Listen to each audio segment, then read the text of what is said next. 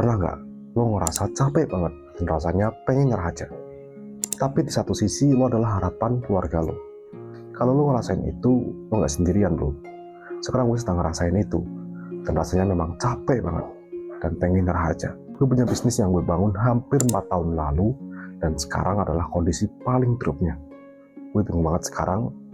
Tapi gue sadar. Kehidupan ini memang hanya tentang senang dan sedih. Tentang gagal dan berhasil. Dan gue yakin setelah ini gue pasti bakal menerima kabar yang menyenangkan.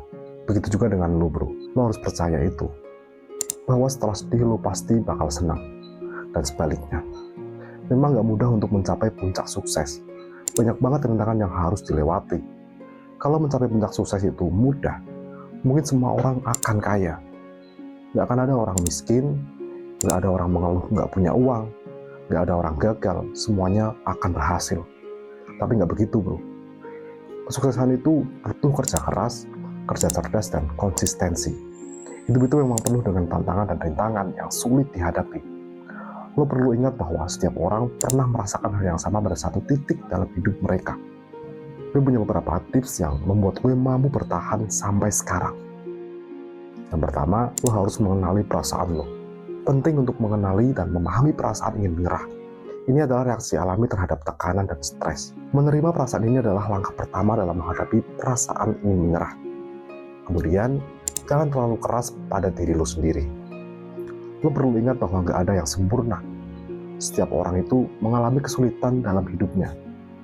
Jadi jangan terlalu keraslah pada diri lo sendiri ketika lo merasa ingin menyerah. Banyak orang yang mengalami momen-momen sulit yang membuat mereka merasa putus asa.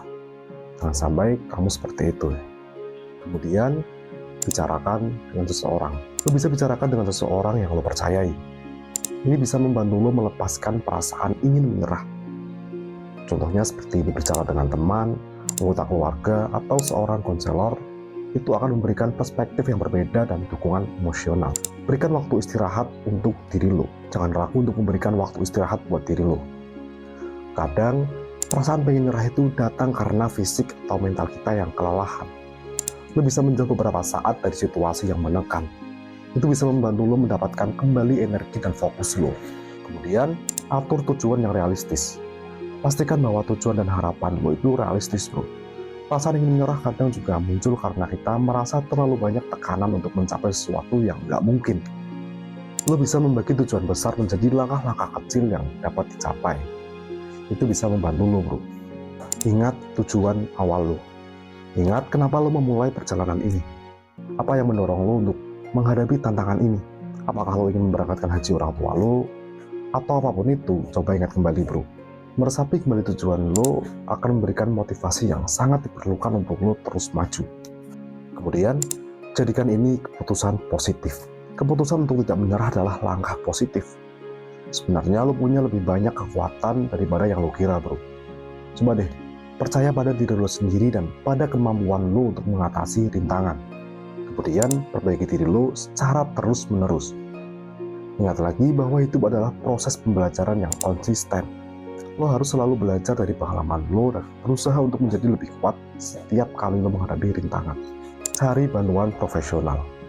Jika perasaan ingin menyerah itu mengganggu kesehatan lo, segera untuk cari bantuan dari seorang profesional kesehatan mental. Lo akan dapat terapis atau konselor yang bisa membantu lo mengatasi perasaan ini dengan lebih baik. Perasaan ingin menyerah itu bagian normal dari perjalanan hidup lo. Yang paling penting itu, bagaimana lo menghadapinya dan lo terus bergerak maju.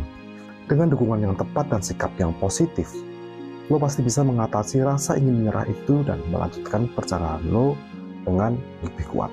Sekian dari gue, semoga bermanfaat bro.